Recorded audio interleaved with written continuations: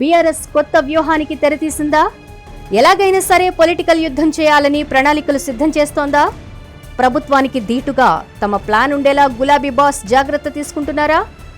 ఇంతకీ గులాబీ పార్టీ వ్యూహం ఎలా ఉండబోతోంది? కాంగ్రెస్ పార్టీని ఎలా ఎదిరించాలనుకుంటోంది? తెలంగాణ అసెంబ్లీ శీతాకాల సమావేశాలు మంటలు రేపుతున్నాయి. చలికాలంలో చెమటలు పట్టేస్తున్నాయి. సమావేశాలు మొదలైన మొదటి రోజు 0 అవర్లోనే హాట్ చర్చ నడిచింది.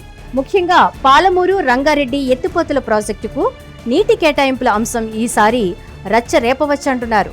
గత బీఆర్ఎస్ ప్రభుత్వం వల్లే ప్రాజెక్టుకు నీటి కేటాయింపులు తగ్గాయని అధికార కాంగ్రెస్ చెప్తుంటే ఇప్పుడు తక్కువ టీఎంసీలకు కాంగ్రెస్ ప్రభుత్వం ఒప్పుకుందని బీఆర్ఎస్ ఆరోపిస్తోంది.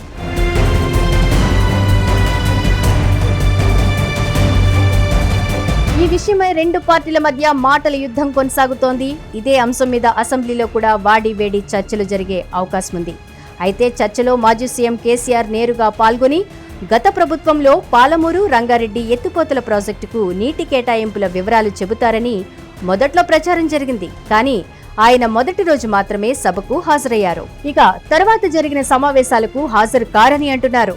అదే సమయంలో కృష్ణా జలాల పంపకాలపై ప్రజల్లో విస్తృత చర్చ జరిగేలా చర్యలు తీసుకోవాలని అనుకుంటోందట గులాబీ పార్టీ.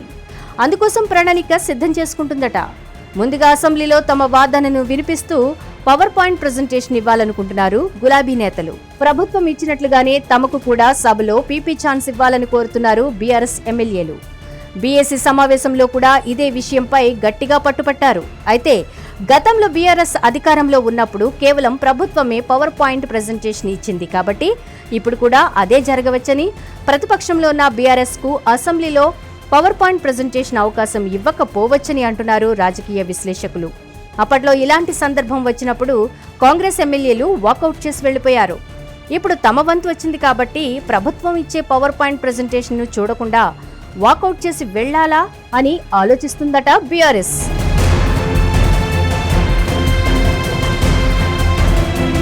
సభలో ప్రెజెంటేషన్ ఛాన్స్ ఇవ్వకపోతే ఏదో ఒక రూపంలో సభ నుండి బయటికి వచ్చి తెలంగాణ భవన్ వేదికగా పెద్ద ఎత్తున పవర్ పాయింట్ ప్రెజెంటేషన్ ఇచ్చే యోచనలో ఉన్నట్లు తెలుస్తోంది.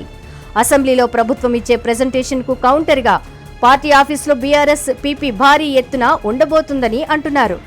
దీని ద్వారా గత బీఆర్ఎస్ హయాంలో జరిగిన కేటాయింపులు, ప్రస్తుత కేటాయింపులకు సంబంధించిన వివరాలను ప్రజలకు వివరిస్తామని చెబుతోంది బీఆర్ఎస్ అధిష్టానం. ఆ సంగతి ఎలా ఉన్నా ప్రభుత్వానికి కౌంటర్గా తాము ఇవ్వబోయే పవర్ పాయింట్ ప్రెజెంటేషన్ గురించి తెలంగాణ సమాజం మొత్తం మాట్లాడుకునేలా చేయాలన్నది బీఆర్ఎస్ వ్యూహంగా తెలుస్తోంది. చూడాలి మరి బీఆర్ఎస్ పార్టీ ప్లాన్ ఏంటి, ఏ విధంగా అమలు చేయాలనుకుంటుందో.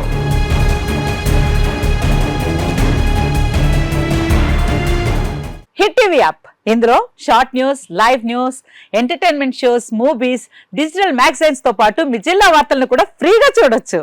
ఇంకెందుకు ఆలస్యం, వెంటనే హిట్ టీవీ యాప్ ని డౌన్లోడ్ చేసుకుని ఫ్రీగా ఎంటర్టైన్మెంట్ పొందండి. Hit TV app. Hit TV app.